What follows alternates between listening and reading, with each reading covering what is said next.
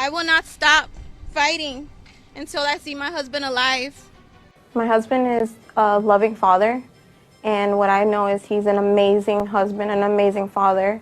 He loved her so much that she had to go to authorities and say that he threw a boot at her, that he punched her in the face, that he knocked the laptop off the bed because she wouldn't get off. She couldn't sleep, so she was on the laptop, knocked it off the bed, and she was fearful for her son.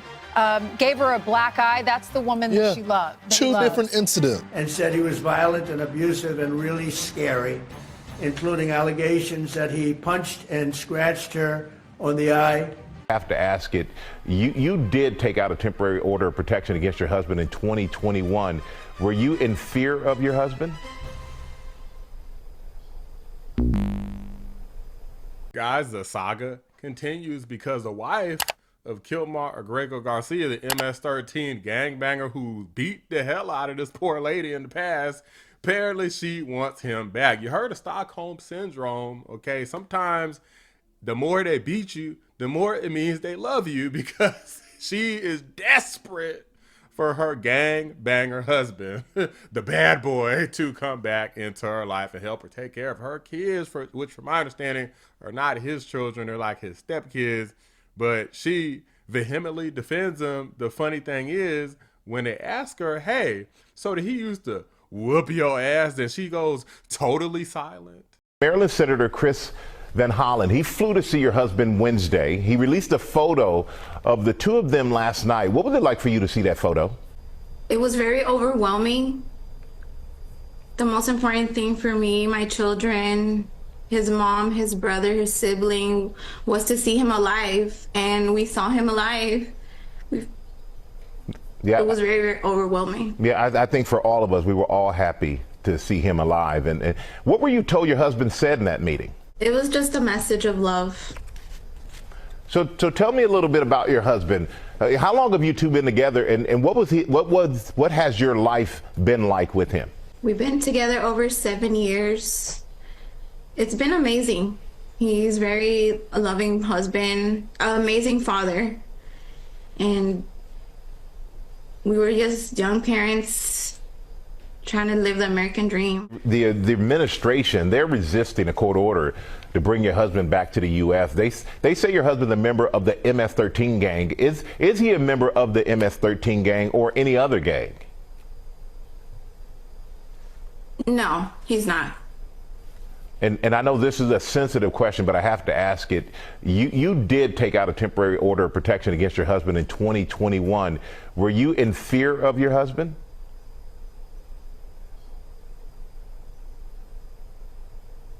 My husband is alive. That's all I can say. Okay, and you know, I'm not going to push on that apparently. But So, is your husband a member of a gang? No. Did he used to beat you? I'm glad he's safe. Guys, of course, this is stupid. Of course, if you admit, oh yeah, he's a member of a gang, obviously then it's gonna corroborate everything, right? And obviously you could be in some sort of danger. It's a freaking gang. You can't just go around admitting, yeah, of course we in gang. We MS-13 gang up here. You can't just go crazy and start revealing information like that. If you ask me, she probably shouldn't even be on television talking to these people at all. But, you know, maybe she thinks that she'll get lucky and that Trump is going to cave and allow this illegal to come back. Funny thing, I actually heard people in this Stephen Miller interview, they're under the impression that this dude is actually going to manage to somehow come back if you provide enough political pressure. He's going to come back and be with his family again. Is the president going to ask for him to be returned to the United States or not? Like, yes or no? Let me ask you, what do you think would happen to him if he came back to this country? As your understanding of immigration laws, what do you think would happen? But I'm just asking at this point about whether or not you're asking a lot of questions. The president, you were all asking a lot of questions about this, and you also care about it a lot. So let's see if any of you have researched anything about this issue at all. Can anyone here tell me what would happen to the illegal alien from El Salvador if he came back to the United States? Does anyone here know? Does anyone want to guess? Any of you? He could be with his family. Do you know the difference between a deportation order and a withholding order? Do you know the difference? Any of you, please. Do you? Well, we're not in the government. But you couldn't even spend 72 hours over the weekend learning the distinction, even though you've been writing and talking about it this whole time. What I'm getting from this conversation, which is educational for me, is that not one person in the media knows the difference between a deportation order and a withholding order. Is that a fair statement? You're learning about this all for the first time right now? I guess so. Okay. So the deportation order means the judge has said he must be deported from the country. He has no right to remain here any longer. He must be removed from the country. So his only options are to be deported to his home country or another country. That's it. There's no other option. He doesn't get to stay here. He doesn't get to live here. He has no future here. He has no right to be here. He's an illegal alien. So when you keep saying return, because you've been spun up by the open borders advocates, you all seem to be operating under the illusion that he would be able to come to the United States and just continue to live here illegally. That's not an option available to him. His only choices in life are to live in El Salvador or to live in another country. That's it. There's no other option, legally or otherwise, because he came to our country illegally. Do you understand that? He would be arrested. Okay. He'd be put in confinement. He would be deported the second time to El Salvador again, because there's no withholding order for an alien who's a member of a foreign terrorist organization, number one. Number two is the gang that he's a member of doesn't exist in El Salvador anymore. So what you're asking for is to be deported twice. But additionally, if we chose to just pretend that the withholding order was real, he would be deported to a different country. So, for example, he could be deported to Egypt. So I'm just trying to understand, is it your view, in other words, you define a country that would be willing to take a MS-13 member from El Salvador.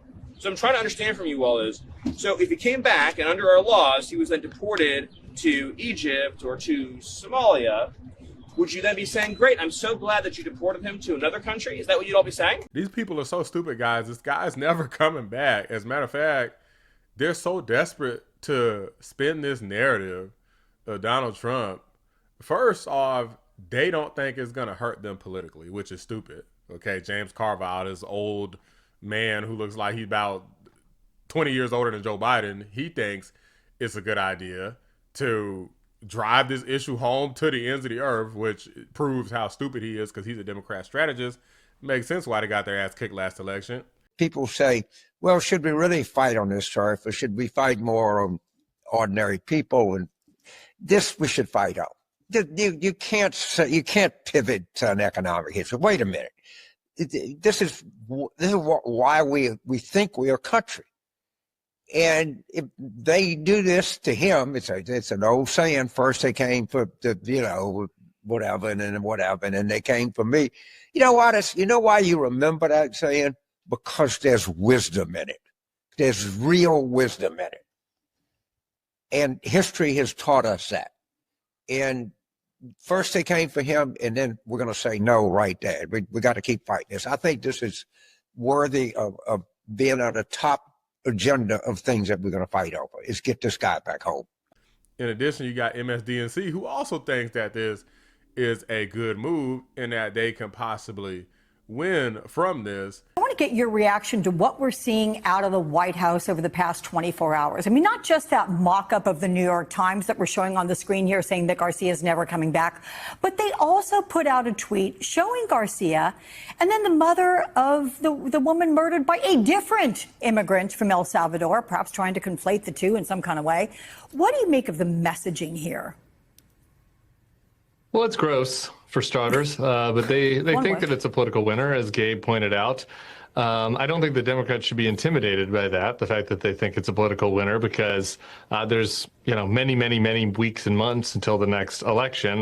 So I think the Democrats and Senator Chris Van Hollen should continue to fight back against this and not be silenced by the White House's attempt to bully people and to prey on people's emotions, using this really tragic death of the young woman that was killed by an undocumented immigrant. So desperate, as a matter of fact, that they literally cut Trump off when he started talking about the violent nature and behavior of this gang member. In 2019, Garcia was issued a deportation order Two separate judges affirmed Garcia was a member of MS-13, which is a gang that may be even worse. We've been watching President Donald Trump there swearing in the new administrator of the CMS, the Centers for Medicare and Medicaid, Dr. Mehmet Oz, during this conversation. See what people are talking about with the fake news, ladies and gentlemen?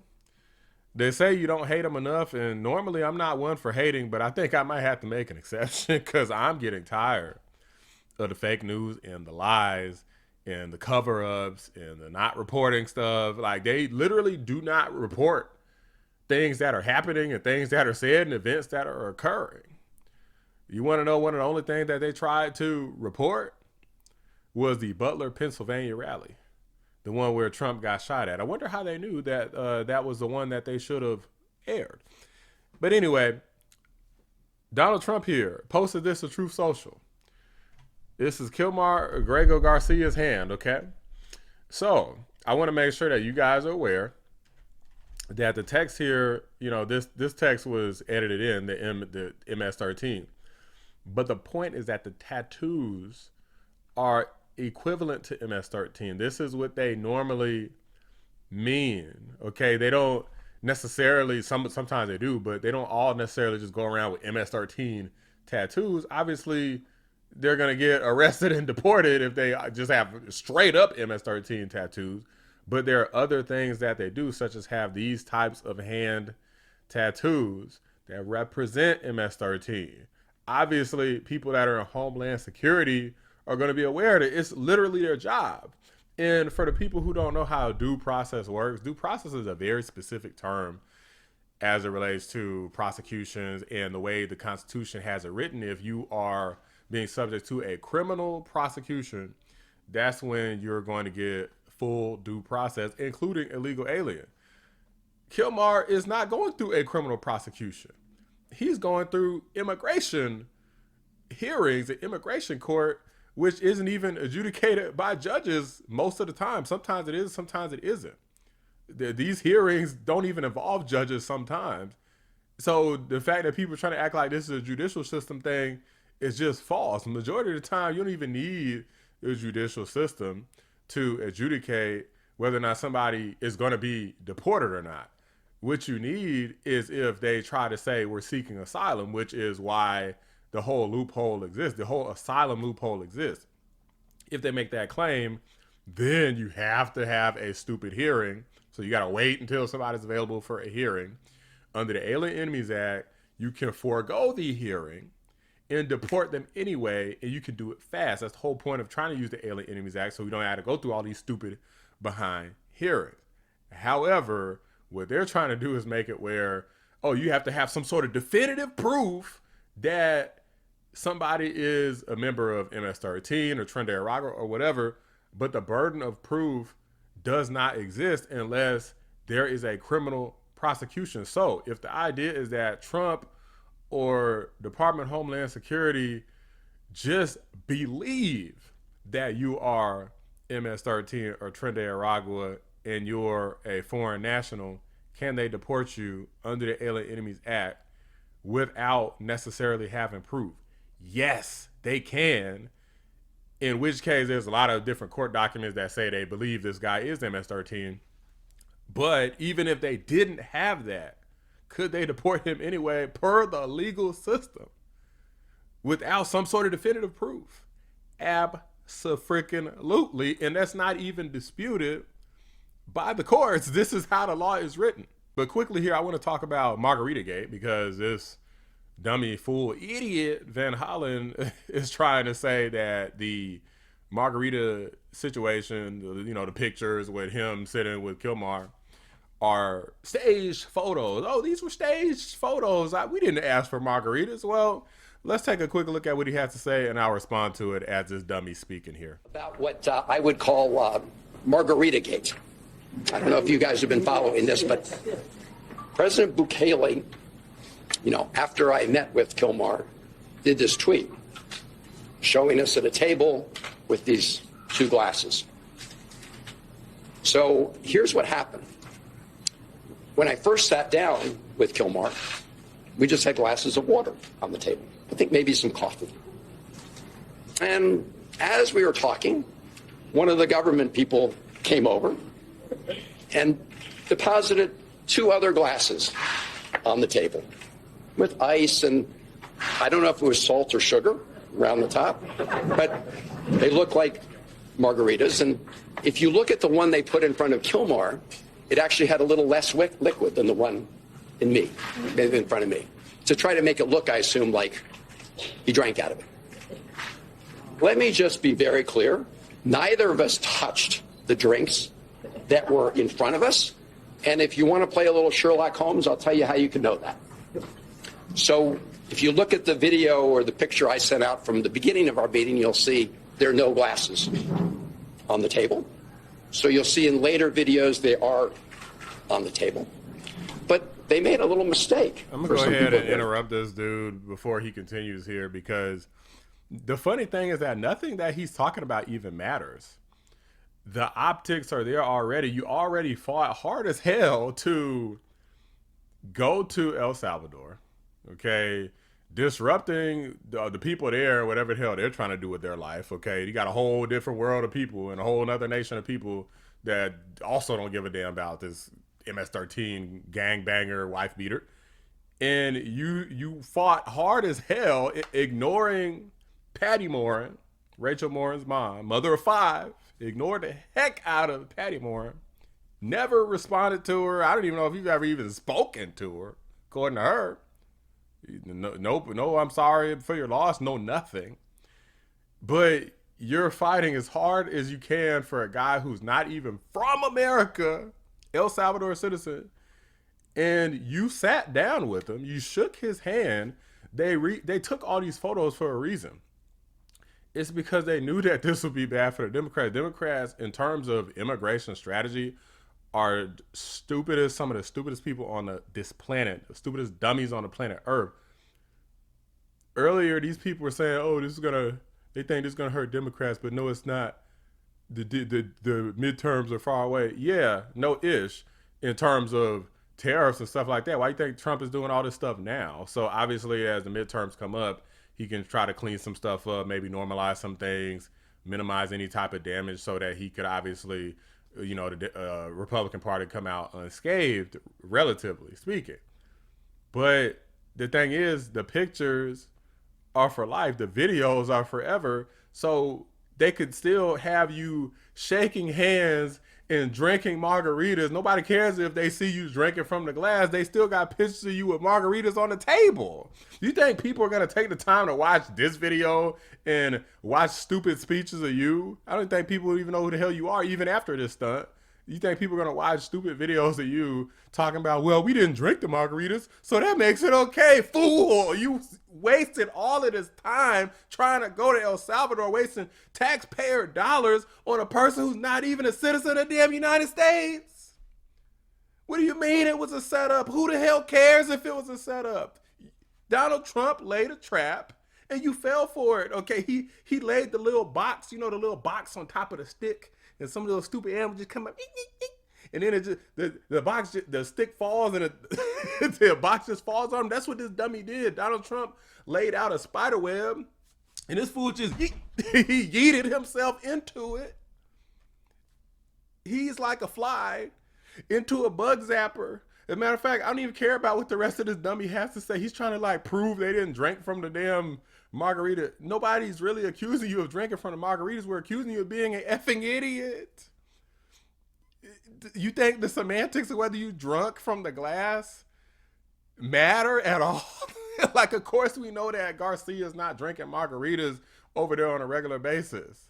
Of course we know that, you fool. It's about you being caught up in the photo and putting yourself in that stupid position to where the American people could see how clearly you prioritize illegal aliens over American citizens. Your polling on this issue is horrible. It's through the damn floor. It's nearly to the center of the earth. Deport all undocumented immigrants. Voters favoring the government trying to deport all 11 million of them. Back in 2016, just 38% of voters wanted the government to try to deport all 11 million undocumented immigrants. Compared to where we are in 2025, 56%, the majority. The American people have come a long way on this issue, much closer to Donald Trump, and I think that's a big part of the reason why Americans are increasingly saying the country is on the right track when it comes to immigration policy, and why Donald Trump's net approval rating on that issue is in the positive. These people are so god dang stupid, guys. I don't even know, like, what the hell is wrong with them? Let me know what you guys think. Drop a like on the video. Subscribe to the channel if you're new. I appreciate you watching the Black Anomaly Rising channel. I'm out. And all of the bruises that he's left on me, she just couldn't get anywhere near him. This is the man that the Democrats are wanting us to fly back from El Salvador to be a happily ensconced member of the USA family.